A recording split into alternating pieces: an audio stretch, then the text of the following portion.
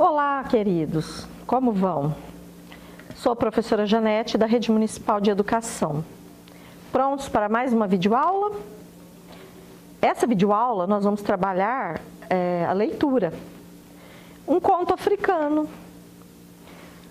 Nós vimos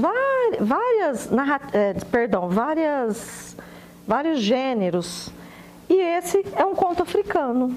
Vamos tentar entender um pouquinho para vocês o que é um conto. O que é um conto?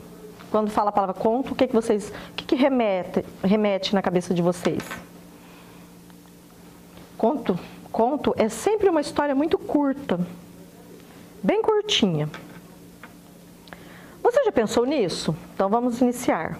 O poema épico Os Lusíadas, uma das obras mais emblemáticas da literatura em língua portuguesa, foi escrito no final do século XVI por Luís Vaz de Camões. Vocês se lembram da nossa primeira videoaula, que nós também trabalhamos Luís Vaz de Camões? Só que era uma poesia lírica, foi o soneto. Aqui é um poema épico. O que quer dizer um poema épico? Que tem o quê? Um ato heróico, um ato de heroísmo. Em seus 10 cantos, ele relata a grande aventura marítima que foi a viagem de Vasco da Gama, no final do século XV. Estes são seus primeiros versos. Então vamos dar uma olhadinha. Olha os versos. As armas e os barões assinalados, que da ocidental praia Lusitânia, Portugal, por mares nunca dantes navegados, passaram ainda além de Taprobana, em perigos e guerras esforçados, mais do que permitia a força humana, entre gente remota edificaram, novo reino que tanto sublimaram. Então, ele fala do percurso de Vasco da Gama, ok? Veja agora a proposta brincalhona de um site angolano. A obra Os Lusíadas é difícil de ler? É dar-lhes um toque de Angola que tudo muda. Ou seja, dar-lhe um toque africano que fica tudo mais fácil de ler, de fazer a leitura. As jambis e os barões assinalados, que da ocidental o calanga, Lusitana, por calungas nunca dantes navegados, passaram ainda além da Taprobana. Então houve substituições de palavras do texto da poesia original e eles acrescentaram algumas palavras para brincar, fazer uma brincadeira com palavras africanas. No 7º ano, quando você leu o conto Nós Choramos o Cão Tinhoso, escrito por Ondjak, um autor angolano, estudou que a língua portuguesa é falada em 5 países da África. Então, quais países é falado isso? Falada essa língua? Que é a nossa língua, né? Ela modifica um pouco. Angola, Cabo Verde, Guiné-Bissau, Moçambique, São Tomé e Príncipe. Essas nações foram colônias portuguesas desde os séculos XV e XVI. Nos meados do século XX, organizaram-se nesses países movimentos de libertação, que após mais de 2 décadas de luta armada, os levaram à independência. De Guiné-Bissau em 1974 e dos outros 4 em 1975, um ano após. Os mais de 4 séculos de exploração portuguesa deixaram marcas profundas, tanto culturais como políticas e econômicas, agravados pelas longas guerras de emancipação. O caso de Angola é exemplar e um dos mais graves. A autonomia conquistada em 75 inaugurou um período de guerra civil, entre os movimentos armados que lutaram pela independência, MPLA, FNLA e UNITA. A paz só foi efetivada em 2002. O conto que você vai ler agora, publicado em 1961, foi escrito por um dos principais autores da literatura angolana, Agostinho Neto, líder do MPLA e primeiro presidente de Angola. Olha, ele foi presidente de Angola. A narrativa fala das transformações sofridas pelo país e também do sofrimento do seu povo, desde a chegada dos brancos. Olha só, então houve sofrimento após a chegada dos brancos. em Angola. O mar Calunga, que trouxe o colonizador, personifica todas as desgraças. Aqui nós temos uma imagem belíssima de Luanda, lá em Angola, na África, a cidade, Luanda. Vamos conhecer o significado de algumas palavras do conto. Aqui, ó, nós temos algumas palavras. Então, nós temos Cubata, que significa casa. Samba-Kimongwa é o nome de um bairro pobre ou favelado. Baixa, cidade de Luanda, que tem uma parte baixa, mais antiga, à beira-mar. Ilha ou Ilha de Luanda é, na realidade, uma restinga de 7 quilômetros de comprimento, situada em frente da cidade, separando-a do oceano e formando a Baía de Luanda. Evocar, o que é evocar? Chamar para perto, trazer a lembrança. Mualunga, no mar. Em Quimbundo, Quimbundo é a língua, uma das línguas faladas em Angola. Então é mar. Calunga, olha só, segundo o dicionário Hawais, entre populações de origem banta, etnia africana, é uma etnia da África. Calunga é a divindade ou entidade espiritual ou sobrenatural que se manifesta como força da natureza, especialmente a divindade associada ao mar. Fechecler, zíper, negaça, recusa ou negação dissimulada, atrativo, sedução.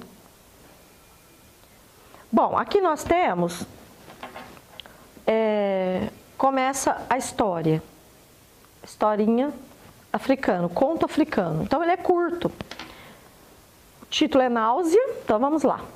Da sua cubata de Samba-Kimongwa, velho João saiu com a família de manhãzinha muito cedo e desceu a calçada, atravessou a cidade, toda a cidade mesmo, até os confins da Baixa, passou pela ponte e pisou a ilha. Mas já não a mesma ilha dos tempos antigos. Pisou uma ilha sem areia, asfaltada, com casas bonitas, onde não moravam pescadores. Velho João ia visitar o irmão que estava doente, mas também queria escapar por algum tempo ao calor da cubata de latas de petróleo. A ilha é fresca quando se repousa à sombra dos coqueiros, contemplando os pescadores a recolher o peixe. Depois do almoço, um bom almoço em boa paz familiar, onde tudo se esqueceu, exceto a alegria de viver e a boa pinga. O velho saiu com o sobrinho a arrastar os pés pela areia quente da praia, deixando-se mesmo molhar com uma alegria infantil por uma ou outra onda mais comprida. Evocava os seus já distantes tempos de miúdo, quando era apenas o filho mais novo de um pescador. Tinham-se passado anos. Preferira carregar sacos às costas por conta de brancos da Baixa a morar na cubata de latas de petróleo de Samba-Kimongwa. Mas se fosse agora, ficaria embora na ilha, a pescar e a sentir o mar.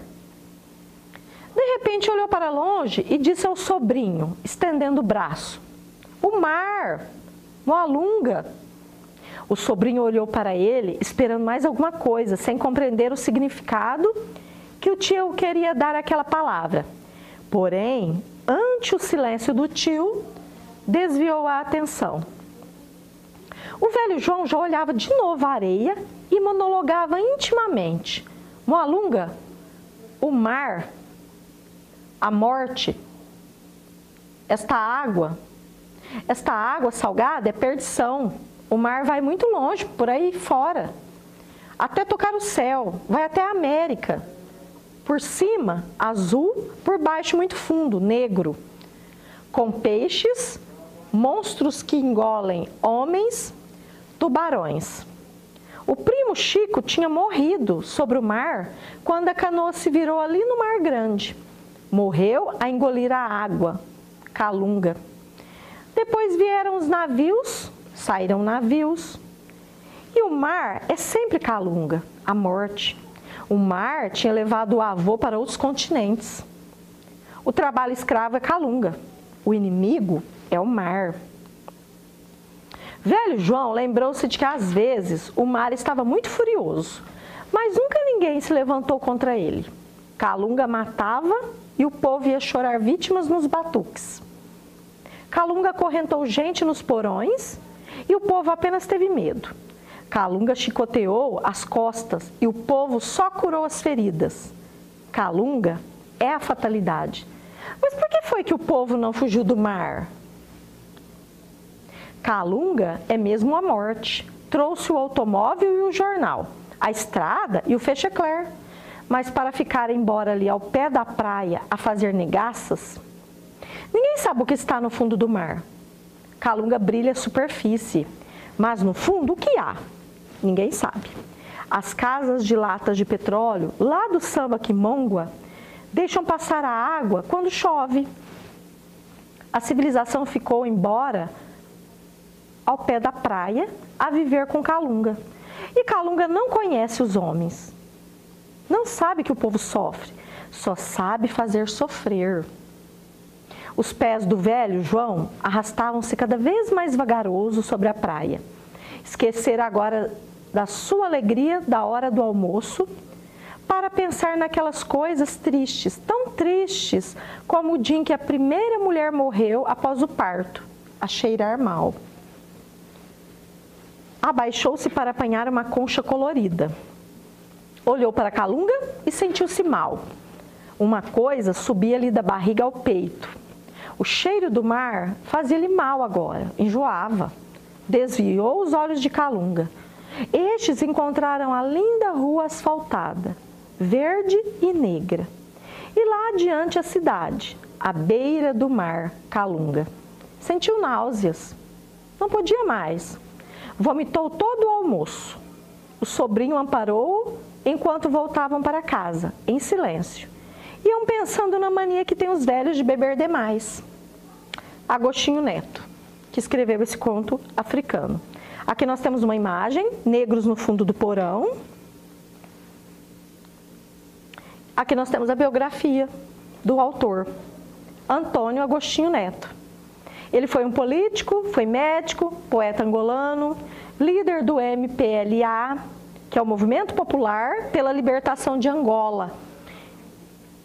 Então ele foi líder desse movimento. Tornou-se o primeiro presidente do país em 1975. Sua obra poética está intimamente ligada à luta pela independência de Angola.